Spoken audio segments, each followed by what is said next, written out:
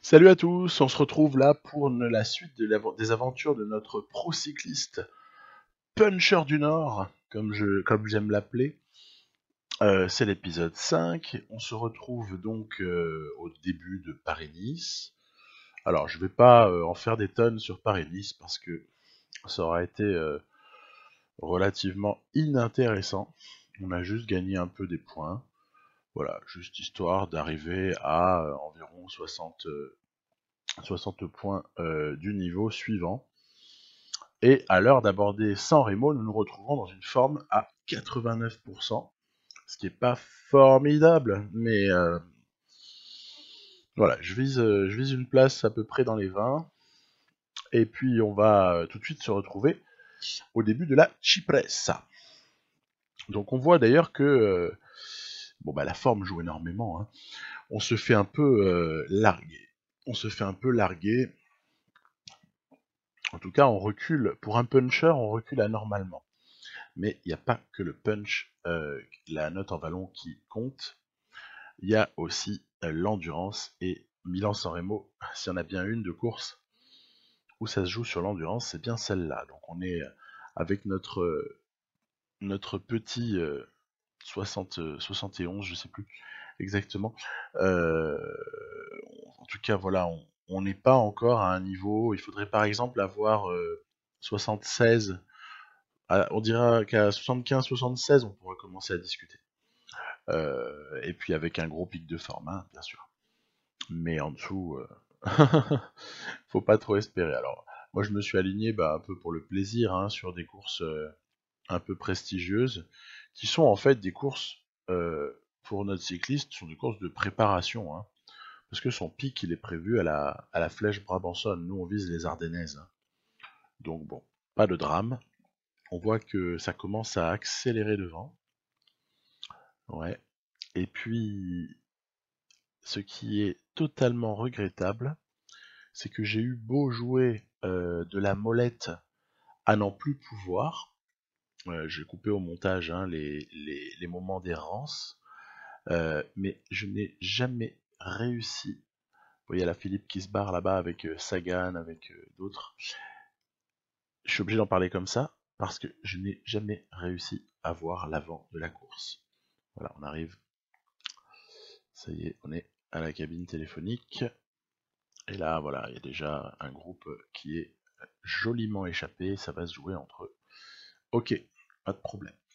Nous, tout ce qu'on a maintenant à espérer, c'est que ce soit un mec de Quickstep qui gagne, parce que du coup, ça nous donnera un bonus.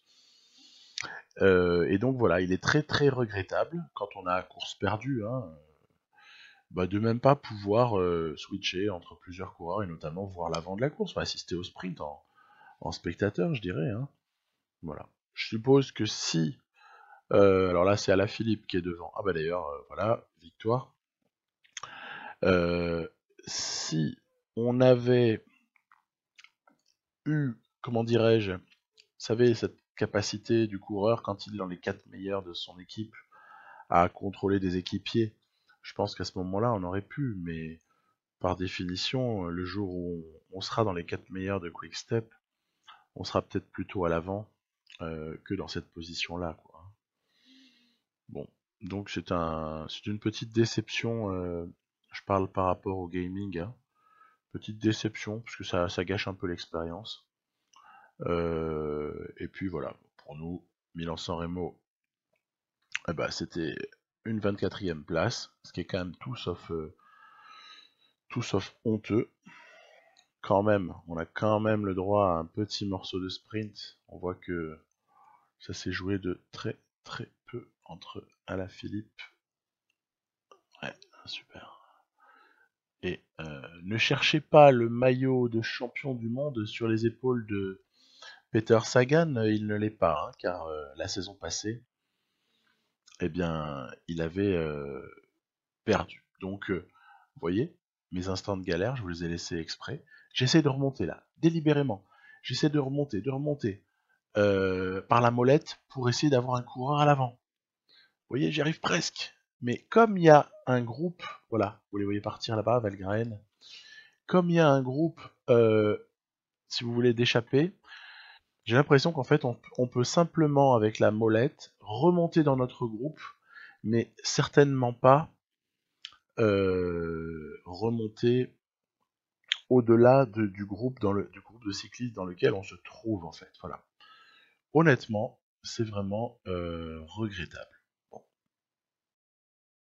Voilà, donc je vous ai affiché le classement final pour ceux qui seraient intéressés par la curiosité de voir euh, ce classement. Hein. C'est toujours intéressant de voir les vainqueurs des monuments. Alors, les 3 jours de la panne, de Bruges la panne, hein, ça s'appelle. Voilà. Ça, c'est une course qui est peut-être un petit peu plus pour nous, dans ce sens que on a de très bons coéquipiers qui peuvent éventuellement nous permettre, en prenant la roue au bon moment, de rester à l'avant, dirons-nous. Moi, j'ai choisi Stybar hein, sur cette course-là. J'avais le choix avec Terpstra, mais j'ai pris Stybar. Et le fait est que il n'y a pas non plus tout le gratin du cyclisme présent sur cette course-là. Et en plus, le relief n'est pas hyper sélectif, et surtout, je dirais, pour nous qui avons 71 en pavé ou 70, il n'y a pas trop de secteurs pavés et ils ne sont pas trop longs. Donc, qu'est-ce qui va se passer? Bah, l'équipe Quickstep, là, moi je suis calé dans la roue. Hein. On a les Quickstep là qui roulent sur les échappées. C'est sûr quand on a Stybar et Terpstra, si les mecs décident de rouler avec comme ça une si faible avance pour les échapper, voilà, c'est vite terminé. Hein. Voilà, c'est ce qu'on voit là. Ensuite, bah, il reste des toutes petites mini-boss, donc ça va se jouer éventuellement sur un démarrage, sur... Ah, tiens, on voit que tout le monde s'arrête, plus ou moins. C'est amusant, il y a des moments comme ça dans les classiques, où dans PCM, tout le monde se calme. Mais vraiment se calme, on roule à 30, hein. Ah, une attaque, et voilà. Après, ça repart. Et nous, en fait, ben, comme on a pris la roue de Stybar, on bénéficie à fond de l'attaque de Lighthard, je sais pas comment on doit dire ça, pour du coup s'immiscer dans ce groupe de 4 qui, regardez, prend une certaine avance. Visiblement derrière, ça ne roule pas. De toute façon, déjà, c'est pas Terpstra qui va rouler. Ça ne roule pas suffisamment et on arrive là aux 5 km. Ouais, bah ça sent. Il cherche à faire passer Lictard. On se fait pas avoir. Hein. Moi, je continue, hein, je prends la roue, hein, pas de problème. Donc voilà, une fin de course qui peut-être serait un événement pour nous si on arrivait à la gagner. Je vais garder la roue de Stybar le plus longtemps possible, et puis dès qu'il y aura l'approche du sprint, alors à ce moment-là, je prendrai la roue de Leithard, qui est le deuxième meilleur sprinter du groupe. 71 contre nous, 65, donc c'est peut-être encore gérable sur l'accélération. Et regardez là, oh là là, il s'arrête. Punaise. Sprint court, hein, sprint très très court en sortie de virage. Je pense qu'il y aurait peut-être eu intérêt à le devancer, ce sprint, quand on voit la barre avec laquelle on termine. Si on était parti avant la flamme rouge, mais si ça se trouve, on se serait même pas fait reprendre. Bon, avec des signes. L'essentiel, c'est que notre 4ème place nous propulse au niveau suivant. Alors ça, c'est quand même l'événement. Je ne vous cache pas que je l'attendais depuis des lustres, parce qu'en fait, on trouve rapidement le temps long dans ce mode de jeu, contrairement au mode carrière. Et on est content, on a notre 80 en vallon, on a pas mal progressé, on a notre 72 en endurance et en pavé. On commence à être de moins en moins ridicule. Mais ça ne suffit pas, 72 en endurance. Ça ne suffit pas du tout. De toute façon, je continue sur un entraînement de puncher. Hein. Là, on est passé entre-temps au GPE 3, où je joue le rôle de coéquipier que le directeur sportif a réclamé. De toute façon, c'est rarement autre chose que mener le groupe, en gros, dans lequel il y a au moins un coureur de votre équipe pendant une certaine durée qui doit être un pourcentage de la course en fait. Hein. En l'occurrence ici c'était 30 km, on s'en est acquitté. Je me demande si en fait D'ailleurs, dans San Remo, je ne l'avais pas fait, je n'avais pas suivi la consigne. Ça nous épuise pas un petit peu et ça nous tue pas la barre d'endurance verte pour après les moments fatidiques. En fait, c'est pas je me doute que, c'est je pense que. Voilà. Donc, les difficultés s'enchaînent. Les difficultés s'enchaînent de manière à nous vider un petit peu notre énergie. Là, on voit que la barre jaune, elle est en train de diminuer dangereusement. La barre verte aussi, d'ailleurs, au fur et à mesure. Et on arrive au vieux Quarmont, qui est un secteur clé de cette course, puisque c'est une difficulté énorme sur pavé avec une pente assez conséquente. Et vous voyez, voilà, on a été incapable de suivre. Incapable de suivre. La seule manière, mais de toute façon on a la barre vide quand même, hein. La seule manière dont on aurait pu suivre, alors qu'on termine après en roue libre, c'est d'avoir plus d'endurance. Voilà, et une meilleure note en pavé. Donc on connaît les axes de progression. Victoire de Peter Sagan, légèrement en solitaire. Je vous ai épargné les détails. Et on va enchaîner tout de suite avec le GP Wargame. Alors dans ce Grand Prix de Wargame, il y a un final qui peut nous faire peur, à juste titre. C'est une course qui... regardez, là on passe dans le vieux Quarmont pour un premier passage. C'est une course vraiment, qui est vraiment respectable, hein, qui est difficile. On franchit certains des endroits exactement les mêmes que ce qu'on peut rencontrer dans le Tour des Flandres ou dans d'autres flandriennes, hein. Donc c'est vraiment pas évident du tout. C'est un parcours très sélectif où l'endurance joue un rôle majeur. Et puis alors, nous on a eu le bonheur à un moment donné de prendre la roue d'un attaquant, et puis sans vraiment le faire exprès en effort curseur, on s'est retrouvé échappé. Et puis sur les secteurs pavés, on sait que on peut facilement prendre du temps, pas mal de temps, sur des secteurs pavés, surtout quand ce sont des secteurs pavés montants. Exemple typique, vieux Quarmont, hein, précisément. Et de ce fait, l'objectif, pour une fois un peu original, qui nous avait été proposé, à savoir s'échapper 70 km dans les 140 derniers, a pu être rempli. Parce qu'on va rester échappé un certain temps. Vous voyez, là, je reprends les 3 mecs qui sont devant, voilà. Parce que, comme je glandouillais dans leur roue pour m'économiser, les mecs ont planté une attaque. Donc, il a fallu que je bouche le trou. Bref, je vous avoue, je la joue pas... je la joue pas grand bonhomme avec honneur et compagnie, là. Je la joue vraiment petit félon. On a rangé la fierté et l'honneur au vestiaire. L'objectif, c'est vraiment de faire des points, faire une place. Des fois, je trahis même ce que demande le directeur sportif. Bref, j'en fais un peu qu'à ma sauce. Il n'y a pas vraiment de morale là-dedans. Et puis, on se prend pour je sais pas qui. On s'est pris pour Tom Bonnen, ou peut-être, ou je sais pas. Ah non, on est dans le vieux Quarmont. J'ai sorti mon vélo électrique. Je me suis pris pour Cancellara. Sauf qu'il manquait quelque chose, quoi, en fait. Il manquait le moteur du mec aussi, hein, pas que le moteur du vélo. Donc, oui, parce que je vous l'ai pas dit, mais en fait, j'ai pris l'option vélo électrique. C'est au tout début de la partie. On peut l'activer ou pas. Moi, je l'ai prise, hein, parce que je me dis que c'est un peu dans l'air du temps.